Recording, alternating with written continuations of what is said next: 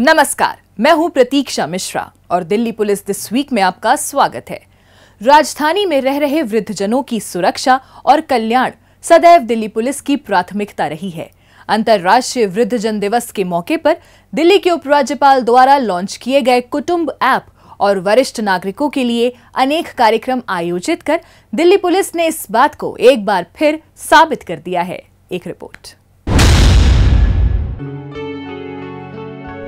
Delhi police लोगों का सिर्फ सुरक्षा कवच ही नहीं, बल्कि इससे आगे बढ़कर पुलिस अपनी सामाजिक जिम्मेदारियों को भी भलीभांति निभा रही है।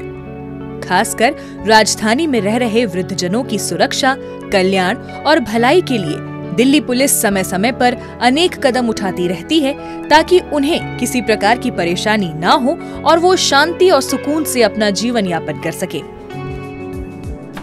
इसी के तहत 1 अक्टूबर को मनाए गए अंतर्राष्ट्रीय वृद्धजन दिवस के मौके पर दिल्ली के उपराज्यपाल विनय कुमार सक्सेना ने कुटुंब ऐप लॉन्च किया।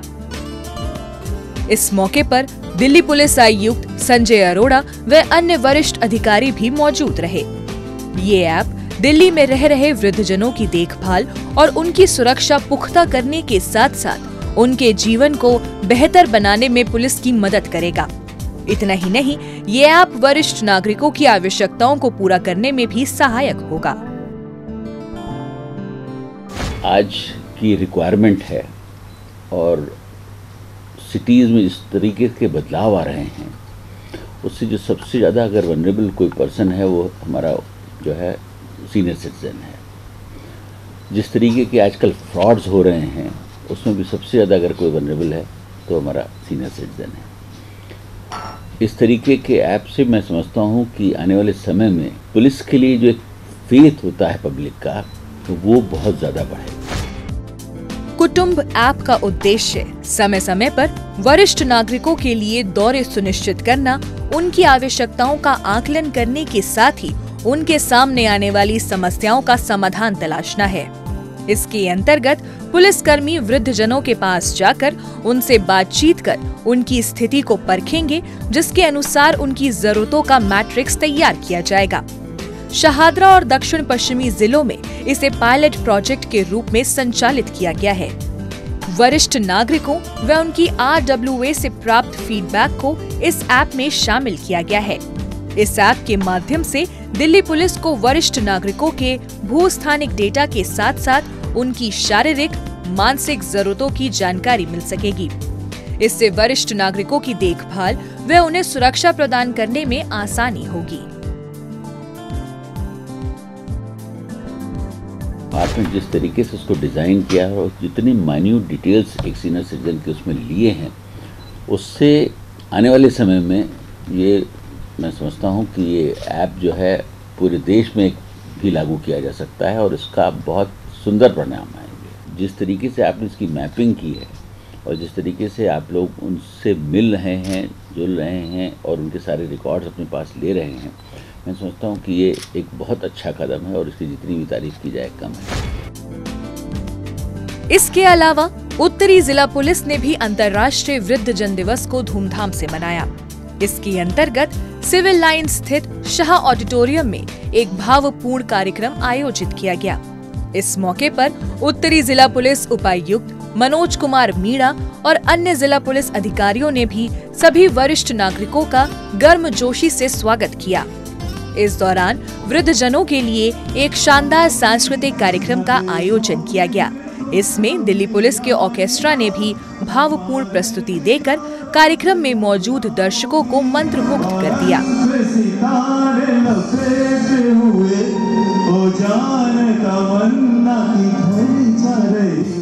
वृद्धजनों ने भी उत्साहपूर्वक इसमें भाग लिया और अपनी छिपी प्रतिभा का प्रदर्शन करते हुए कार्यक्रम में 4 चांद लगा दिए।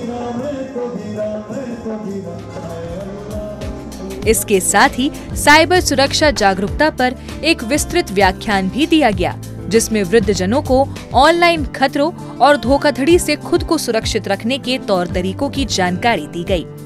मूक नाटक के जरिए भी वृद्धजनों को साइबर सुरक्षा का संदेश दिया गया, जिसने उनके दिमाग पर गहरी छाप छोड़ी। इस कार्यक्रम में वृद्धजनों का जन्मदिन समारोह भी मनाया गया। वृद्धजनों को चिकित्सा सहायता और स्वास्थ्य सलाह प्रदान करने के लिए एक निशुल्क स्वास्थ्य जांच शिविर का आयोजन भी इस दौरान किया गया। सीनियर सिटीजन्स एक वनरेबल ग्रुप होता है जिसकी सेफ्टी का हम खास ध्यान रखते हैं। इसके लिए जो सीनियर सिटीजन्स होते हैं इनको हम इनरोल भी करते हैं और साथ ही साथ उनके दिल्ली पुलिस के जो बीट ऑफिसर्स होते हैं वो उनके लगातार टच में रहते भी हैं। उनकी घर पे जो सुरक्षा के इंतज़ाम हो सकते हैं, अगर चोरी से बचाने के लिए जो जो उनको चीज़ें करनी चाहिए, ये सारी चीज़ें हैं जो सीनियर सिटीजन्स के लिए ज़रूरी होती हैं, वो हम सीनियर सिटीजन्स को बताते हैं। हम इंटरनेशनल सीनियर सिटीजन्स डे जो है उस पर इस बात को सेलिब्रेट करते हैं सीनियर सिटीजन्स के साथ मिलके और कुछ इम्पॉर्टेंट चीज़ें उनको बताते हैं, जैसे कि साइबर फ्रॉड से कैसे बचना है और क्या सुरक्षा के इंतज़ाम उनको रखने चाहिए, क्या प्रिकॉशंस रखने चाहिए। ये दिल्ली पुलिस का जो लगातार पहल होती है सीनियर सिटीजन्स की सेफ्टी को बढ़ाने का, उसी पहल का एक ये छोटा सा हिस्सा है। इसी क्रम में द्वारका जिला पुलिस ने सीनियर थॉन नाम से एक रंगारंग कार्यक्रम का आयोजन किया। जिला पुलिस उपायुक्त अंकित सिंह व अन्य पुलिस अधिकारियों समेत बड़ी संख्या में वृद्धजनों ने इस कार्यक्रम में हिस्सा लिया। इस कार्यक्रम में बुजुर्गों के मनोरंजन का खास इंतजाम किया गया था, जिसका उन्होंने भरपूर लुत्फ उठाया।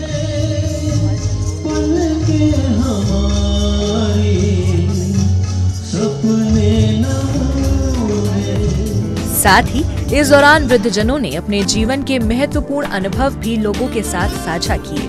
इसके अलावा वरिष्ठ नागरिकों के लिए देश के पहले ऐप ख्याल क्लब से जुड़ी जानकारी भी वृद्धजनों को मुहैया कराई गई, जो उनके लिए काफी उपयोगी सिद्ध होगी। वृद्धजनों और उनकी सेवा के लिए उल्लेखनीय योगदान देने वाले पुलिस कर्मियों को भी इस अवसर पर सम्मानित किया गया। द्वारका पुलिस की तरफ से एक ये छोटा सा प्रोग्राम ऑर्गेनाइज कराया गया और इसमें सभी सीनियर सिटीजन्स ने बढ़ चढ़कर भाग लिया और मुझे बड़ी खुशी हो रही है। और इस प्रोग्राम को और आगे बढ़कर हम और ज़्यादा से ज़्यादा लोगों का इनरोलमेंट कराएंगे और उनको हम अपनी पुलिसिंग में कैसे सुधार करें, उनके अनुभव से हम सीखेंगे। वृद्धजनों के सादर सत्कार में बाहरी जिला पुलिस भी पीछे नहीं रही।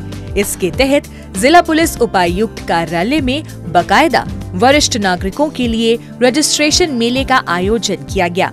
इस मेले में भारी संख्या में वरिष्ठ नागरिकों का रजिस्ट्रेशन किया गया। इसी श्रृंखला में साइबर सुरक्षा और डिजिटल अरेस्ट जैसे ऑनलाइन अपराध को लेकर भी वृद्धजनों को जागरूक किया गया। साथ ही उन्हें ऑनलाइन अपराध के कानूनी पहलुओं के बारे में भी जानकारी दी गई। हमें बहुत हेल्पफुल होता है कि अवेयरनेस क्रिएट करें। सीनियर सिटीजन्स हैं एंड आजकल काफ़ी ऑनलाइन एक्टिविटीज़ रहता है सबका, तो इस वजह से साइबर क्राइम रिलेटेड अवेयरनेस हो गया। इसके अलावा हमारा जो सीनियर सिटीजन्स है उससे रिलेटेड जो सर्विसेज हैं उसके बारे में भी सीनियर सिटीजन्स के लिए जो रजिस्ट्रेशन हमने किया है और उनका रेगुलर चेकिंग है, उस पर भी एक तरह से हमारा चेक हो जाता है कि किस तरह से हमारे पुलिस स्टेशन लेवल से उनको सर्विसेज मिल रहे हैं। जहां भी गैप्स हैं उसको पूरा करने के लिए ये अच्छा हमारा मौका रहता है। समय के साथ साथ दिल्ली पुलिस ने 65,000 से अधिक वरिष्ठ नागरिकों का पंजीकरण किया है, जिससे उनकी सुरक्षा सुनिश्चित की जा सके। सभी जिले के डीसीपी कार्यालयों में वरिष्ठ नागरिक सेल स्थापित किया गया है। बुजुर्ग नागरिक किसी भी मुसीबत की स्थिति में वरिष्ठ नागरिक हेल्पलाइन नंबर 1291 और आपातकालीन नंबर 112 पर फोन कर पुलिस की मदद ले सकते हैं। साथ ही दिल्ली पुलिस की वेबसाइट seniorcitizen.delhipolice.gov.in पर अपने आप को ऑनलाइन रजिस्टर कर पुलिस सेवाओं का लाभ उठा सकते हैं। बीते सप्ताह दिल्ली पुलिस की पीआरओ यूनिट द्वारा लोगों को जागरूक करने के लिए विशेष अभियान चलाया गया। आइए देखते हैं उसकी एक झलक।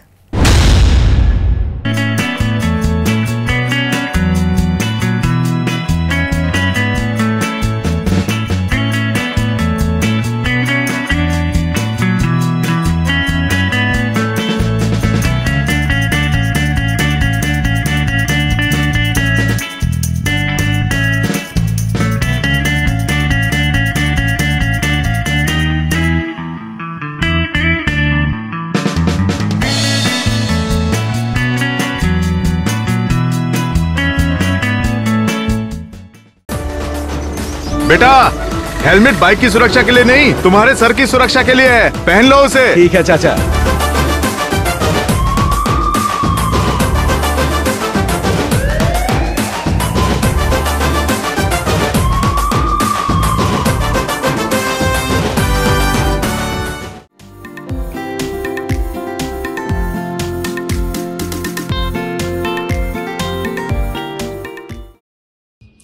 सपने देखना तो अच्छी बात है, पर लॉटरी के सपने के चक्कर में किसी को ओटीपी बता देना, ये तो अच्छा नहीं है। शॉपिंग करना अच्छी बात है, लेकिन अनवेरिफाइड लिंक से डिस्काउंट के चक्कर में शॉपिंग करना एकदम अच्छी बात नहीं है।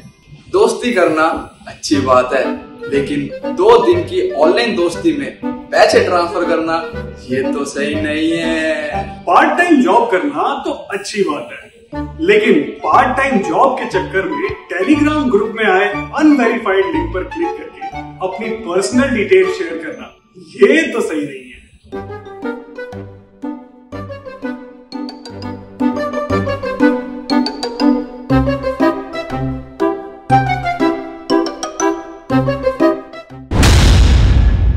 अब पेश है दिल्ली पुलिस के पिछले हफ्ते के एक्शन की कहानी, आंकड़ों की जुबानी।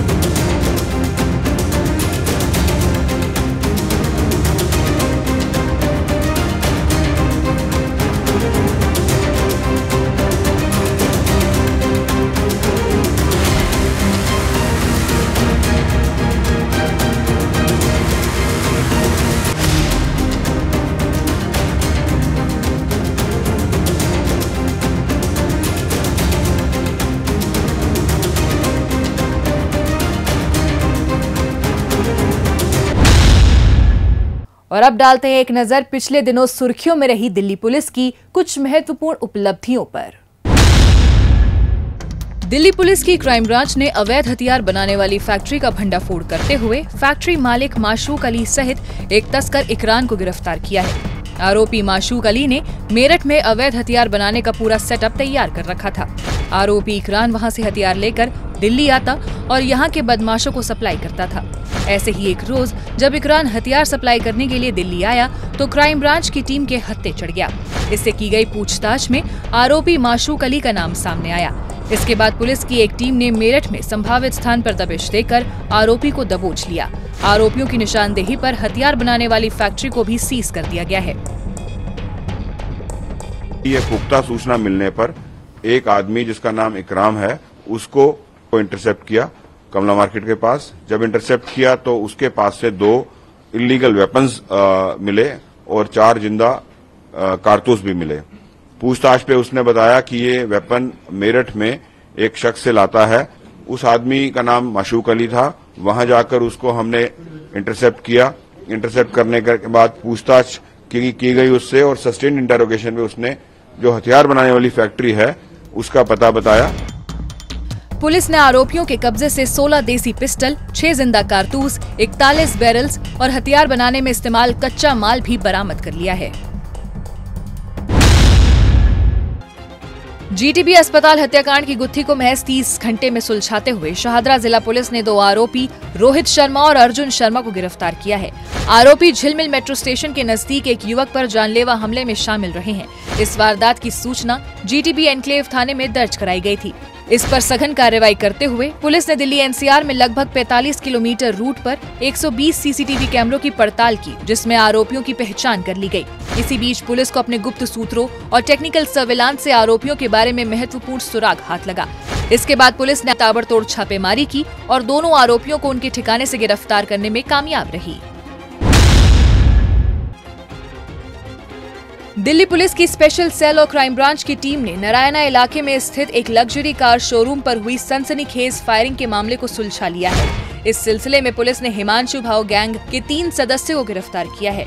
विदेश में बैठे हिमांशु भाऊ के इशारे पर ये आरोपी नारायणा स्थित एक कार शोरूम पर पहुंचे और वहां ताबड़तोड़ कई राउंड फायरिंग कर फरार हो गए। आरोपियों ने 5 करोड़ रुपए की रंगदारी वसूलने के लिए एक चिट्ठी भी शोरूम पर फेंकी थी। इस मामले की गंभीरता को देखते हुए स्पेशल सेल और क्राइम ब्रांच की टीमें आरोपियों की पहचान कर उनकी धरपकड़ में जुटी थी। इसके लिए पुलिस ने गहन छानबीन करते हुए कई सीसीटीवी कैमरे खंगाले, वहीं टेक्निकल सर्विलांस और अपने गुप्तचरों को भी सक्रिय कर दिया था। इसी का नतीजा रहा कि क्राइम ब्रांच ने आरोपी दीपक को रोहतक इलाके में दबिश देकर दबोच लिया। वहीं 2 आरोपी आकाश और सुमित का लगातार पीछा कर स्पेशल सेल उन्हें महाराष्ट्र के सांगली के मिराज जंक्शन से गिरफ्तार करने में कामयाब रही। ये पूरा का पूरा जो सिंडिकेट था जिसने फायरिंग कराई थी, वो ये गैंगस्टर है हिमांशु भाऊ रिठौली, उसका था, जो कहीं बाहर बैठा हुआ और वहाँ से कॉल करता है और युवाओं को अपने गैंग्स में ये ल्योर करके ले आता है। बेसिकली ये 4 लोग आए थे इंसिडेंट में, 3 अंदर शूटिंग के लिए आए थे, 2 ने इनफैक्ट फायरिंग की थी और एक आदमी बेसिकली उसका काम था सबूत मिटाने का कि खोल बिल लेना या वो कर लेना। हालांकि वो सक्सेसफुल पूरी तरह से नहीं हो पाए, तो ये पूरा का पूरा मॉड्यूल पकड़ा गया है। पुलिस इस वारदात में शामिल अन्य आरोपियों की तलाश में जुटी है। दिल्ली पुलिस की आर्थिक अपराध शाखा ने निवेश के नाम पर लोगों से धोखाधड़ी करने वाले आरोपी विनय कुमार मिश्रा को गिरफ्तार किया है। आरोपी ने एक कोऑपरेटिव सोसाइटी बना रखी थी, जिसमें लोगों को निवेश करने पर आरोपी लोगों को बेहतर रिटर्न का लालच दिया करता था। निवेश के रूप में जब करोड़ों रुपए इकट्ठे हो गए तो आरोपी पैसे लेकर फरार हो गया। आरोपी की ठगी का शिकार हुए लोगों से शिकायत मिलने पर पुलिस टीम जांच पड़ताल में जुटी थी। इसी बीच पुलिस को गुप्त सूचना मिली कि लोगों से ठगी करने वाला आरोपी विनय पश्चिम बंगाल के जिला जलपाईगुड़ी में रह रहा है।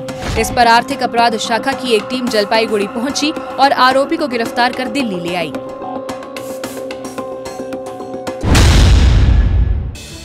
क्राइम ब्रांच की एंटी नार्कोटिक्स टास्क फोर्स ने गांजा सप्लाई करने वाले अंतर्राज्यीय गैंग का भंडाफोड़ किया है। इस सिलसिले में पुलिस ने 5 आरोपियों को गिरफ्तार किया है। पकड़े गए आरोपियों में शामिल मुन्ना नाम का शख्स आंध्र प्रदेश के विशाखापट्टनम से गांजा लेकर नोएडा आता था, जिसे बाकी के आरोपी दिल्ली एनसीआर में सप्लाई करते थे। नशा मुक्त भारत अभियान के तहत एंटी नार्कोटिक्स टास्क फोर्स मादक पदार्थ तस्करी में शामिल आरोपियों की धरपकड़ में जुटी थी। उसी दौरान पुलिस को सूचना मिली कि धर्मेंद्र और प्रीतम नाम के मादक पदार्थ तस्कर विजय घाट के पास डिलीवरी के लिए कार में सवार होकर आने वाले हैं। इसी आधार पर पुलिस ने संभावित स्थान पर ट्रैप लगाया और आरोपियों को धर दबोचा।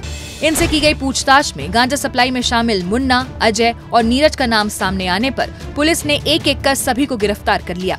पुलिस ने इनके कब्जे से 22.287 किलो से अधिक मात्रा में गांजा और एक कार भी बरामद कर ली है। बाहरी जिले के एंटी ऑटो थेफ्ट स्क्वाड ने अवैध शराब सप्लाई करने वाले गैंग का भंडाफोड़ करते हुए एक तस्कर अजीत को गिरफ्तार किया है। आरोपी हरियाणा से टेम्पो के जरिए लाई गई अवैध शराब को दिल्ली के अलग अलग इलाकों में सप्लाई करने के धंधे को अंजाम देने में लगा था। ऐसे ही एक रोज जब आरोपी टीकरी बॉर्डर से होते हुए अवैध शराब सप्लाई करने के लिए जा रहा था तो एंटी ऑटो थेफ्ट स्क्वाड को अपने गुप्तचरों से इसकी भनक लग गई। इसी आधार पर फौरन पुलिस की एक टीम ने संभावित स्थान पर जाल बिछाया और आरोपी को धर दबोचा। ये हरियाणा से आ रही थी और इसको central district and waste district के जो स्लम एरिया हैं झुग्गी, उनमें सप्लाई के लिए भेजा जा रहा था। तो हमने इसमें एक आदमी अजीत नाम का व्यक्ति गिरफ्तार भी किया है। इसमें अदर लोग बाग जो इन्वॉल्व हैं, क्योंकि ये पूरी गैंग है, एक अकेला आदमी ये काम कर नहीं सकता, तो इसमें जो लोग बाग इन्वॉल्व हैं उनको हमने आइडेंटिफाई कर लिया है। पुलिस ने आरोपी के कब्जे से 200 कार्टन अवैध शराब और शराब सप्लाई में इस्तेमाल एक टेम्पो भी बरामद कर लिया है। रोहिणी जिला पुलिस ने 3 वर्षीय मासूम बच्ची के अपहरण की गुत्थी को सुलझाया है। इस सिलसिले में पुलिस ने एक आरोपी महिला निर्जला देवी को गिरफ्तार किया है। आरोपी महिला के कोई बच्चा नहीं था। इसी कमी को पूरा करने के लिए आरोपी महिला ने विजय विहार इलाके से एक छोटी बच्ची का अपहरण किया और फरार हो गई। बच्ची के पिता को काफी खोजबीन के बाद भी जब बच्ची नहीं मिली तो उन्होंने इसकी शिकायत विजय विहार पुलिस स्टेशन में कर दी। मामले की गंभीरता को देखते हुए पुलिस टीम ने गहन छानबीन शुरू करते हुए घटना स्थल के नजदीक लगे सीसीटीवी खंगाले, जिसमें आरोपी महिला की पहचान कर ली गई। पुलिस की मेहनत रंग लाई और पुलिस को आरोपी महिला के रोहिणी सेक्टर 5 स्थित एक घर में छिपे होने की जानकारी हाथ लगी। इस पर फौरन पुलिस की एक टीम ने उसके घर पर छापा मारा और मासूम बच्ची को सकुशल बरामद करते हुए आरोपी महिला को अपनी गिरफ्त में ले लिया। द्वारका जिला पुलिस ने लोगों से धोखाधड़ी करने वाले 8 साइबर जालसाजों को गिरफ्तार किया है। पकड़े गए आरोपी स्टॉक मार्केट में निवेश, वर्क फ्रॉम होम और पतंजलि वेलनेस सेंटर में रूम बुकिंग कराने का झांसा देकर लोगों से पैसे ऐंठ लिया करते थे। साइबर जालसाजों की धरपकड़ के लिए द्वारका जिला पुलिस ने सघन अभियान चलाया हुआ था। उसी दौरान पुलिस को सूचना मिली थी कि अलवर, जयपुर, भरतपुर और गुजरात के वडोदरा में रहकर कुछ लोग साइबर फ्रॉड की वारदातों को अंजाम दे रहे हैं। इसी आधार पर पुलिस की कई टीमों का गठन कर वहां के लिए रवाना किया गया और लगातार छापेमारी के बाद एक एक कर 8 आरोपियों को अपनी गिरफ्त में ले लिया गया। इनिशियल ये व्हाट्सएप ग्रुप में लोगों को ऐड करते हैं, फिर उसके बाद उसको टेलीग्राम में शिफ्ट कराते हैं। टेलीग्राम में आप इनिशियल स्टेज में यूट्यूब वीडियो लाइक करने के नाम पे कहते हैं कि आपको पैसे मिलेंगे और शुरुआत में कुछ पैसे उनके अकाउंट में क्रेडिट भी होते हैं, बट बाद में उनसे कहते हैं कि आप इन्वेस्ट करें सो दैट कि आपको मैक्सिमम प्रॉफिट हो, और लोग इस धोखे में आकर इन्वेस्ट कर देते हैं, बट वो पैसा उनके अकाउंट्स में वापस नहीं आता। पुलिस ने आरोपियों के कब्जे से ठगी में इस्तेमाल 8 मोबाइल फोन और 8 सिम कार्ड्स भी बरामद कर लिए हैं। क्राइम ब्रांच ने ठगी की वारदातों को अंजाम देने वाले ठग गैंग के सरगना चंदन पर शिकंजा कसा है। हाल ही में आरोपी ने अपने साथियों के साथ मिलकर मुंबई के कलाबा देवी रोड पर कार से जा रहे एक जौहरी को अपना निशाना बनाया था। आरोपियों ने जौहरी को उसकी कार से तेल रिसने की बात कहकर कार रुकवाई और पलक झपकते ही उसकी गाड़ी में रखा कीमती गहनों से भरा बैग लेकर फरार हो गए। बाद में जब जौहरी को कार से गहनों से भरा बैग गायब होने के बारे में पता लगा तो उसने इस मामले की शिकायत मुंबई पुलिस से कर दी। क्राइम ब्रांच देश भर में ठगी की वारदातों को अंजाम देने वाले आरोपियों की तलाश में जुटी थी। इसी बीच पुलिस को अपने मुखबिर से सूचना मिली कि मुंबई में जौहरी की कार से आभूषण से भरा बैग लेकर फरार चल रहा आरोपी सराय कालेखा स्थित इंद्रप्रस्थ पार्क के नजदीक आने वाला है। इसी आधार पर पुलिस ने संभावित स्थान पर जाल बिछाया और आरोपी को धर दबोचा। पुलिस ने आरोपी के कब्जे से 40 लाख रुपए कीमत के आभूषण भी बरामद कर लिए हैं।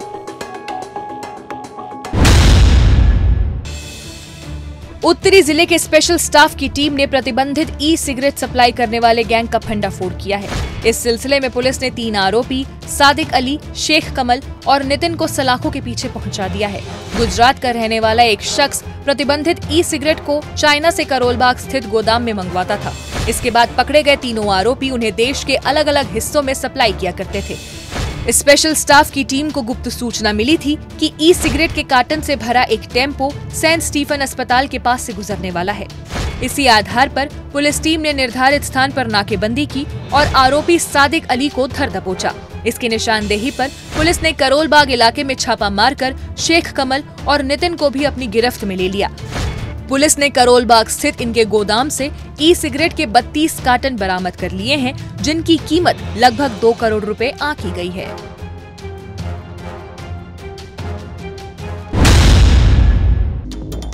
दिल्ली पुलिस की क्राइम ब्रांच ने वाहन चुराने वाले अंतर्राज्यीय गैंग का भंडाफोड़ किया है। इस सिलसिले में पुलिस ने गैंग के सरगना पुरू सिंह सहित 13 आरोपियों को गिरफ्तार किया है। पकड़े गए आरोपी दिल्ली और एनसीआर से चोरी किए गए वाहनों के फर्जी कागजात तैयार कर उन्हें ऑनलाइन पोर्टल के जरिए बेच दिया करते थे।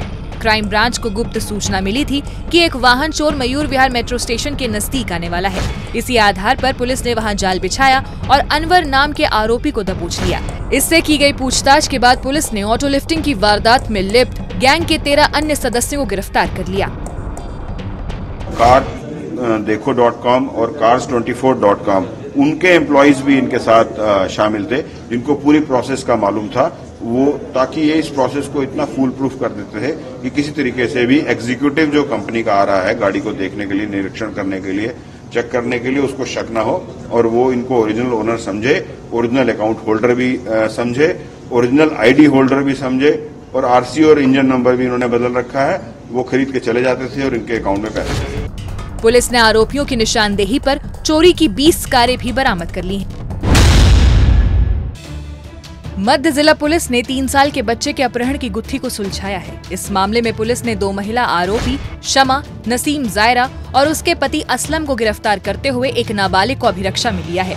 आरोपी महिला शमा के भाई के कोई बेटा नहीं था। भाई के बेटे की कमी को दूर करने के लिए आरोपी शमा ने अपने नाबालिग बेटे की मदद से अपने किराएदार के 3 वर्षीय बच्चे का अपहरण कर लिया और अपने भाई और भाभी को सौंप दिया। बच्चे के परिवार वालों ने इसकी शिकायत कमला मार्केट पुलिस स्टेशन में दर्ज कराई थी।